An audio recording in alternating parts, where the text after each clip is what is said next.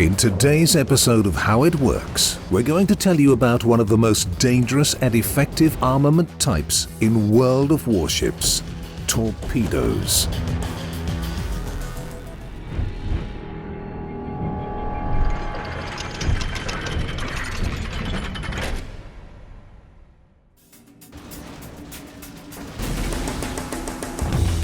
There are two torpedo types in our game, standard and deep water torpedoes.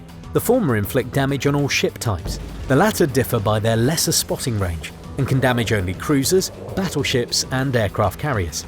However, destroyer Arsa stands out because her deep water torpedoes can damage only battleships and aircraft carriers. Torpedoes act like HE shells because they inflict damage with an explosive wave, and the mass of their warhead allows them to ignore any armor. However, armor reduces the damage caused by torpedoes. That's why a torpedo inflicts a sixth of its damage to the part of the ship that it hits, plus a sixth of its damage to the hull. Let's demonstrate this. We'll take Fuso for instance. No, let's leave it alone for a while. Let's take Alabama. A torpedo from British cruiser Minotaur hits Alabama's forward end. It has 2,900 HP.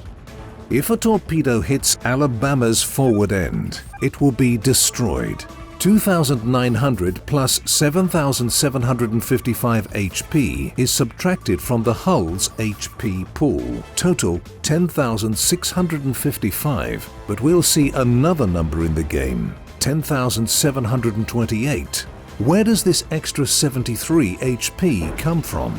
The thing is that a torpedo has a cube-shaped effective explosion area, like any HE shell. A torpedo's cube is the size of a battleship's HE shell cube. The main difference is that the torpedo cube damages all ship parts within its coverage. The damage depends on the overlapping volume of the cube and a ship's part. Therefore, the maximum torpedo damage is the sum of the damage dealt to a ship's part and the hull, plus the maximum damage caused by the explosion wave cube.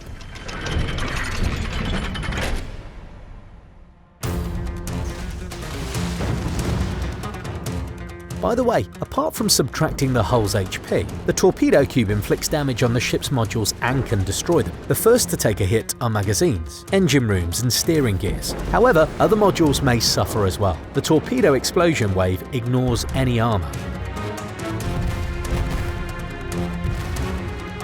Every subsequent torpedo that hits Alabama's forward end will inflict only half the maximum damage on the hull because the forward end is destroyed. After the hull's HP reaches zero, any torpedo that hits Alabama's forward end won't do any damage. But the ship will remain alive because it still has HP for the rear end, superstructure and casemate. That's why, on some really rare occasions, a destroyer can catch 5 torpedoes with its forward end at once and survive.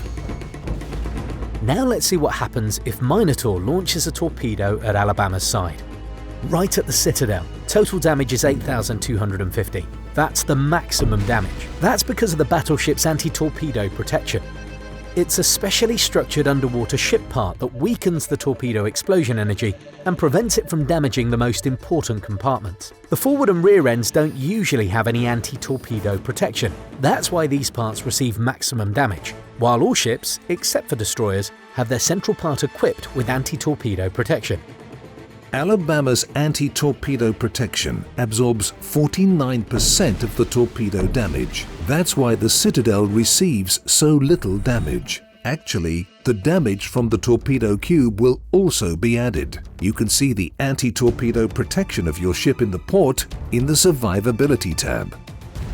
The ships with Repair Party restore the HP lost from torpedoes the same way as from shells. It all depends on where a torpedo hits.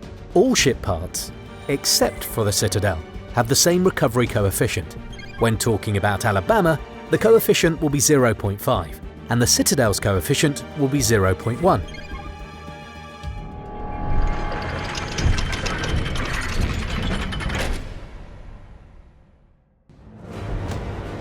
However, the explosion damage doesn't conclude the list of unpleasant torpedo hit consequences. With each hit, a flooding check is run. You'll find out how this mechanic works and what you should do to reduce the flooding risk in the next episode of our series. Now it's time to subscribe to our channel and click the bell so you won't miss our next video of how it works.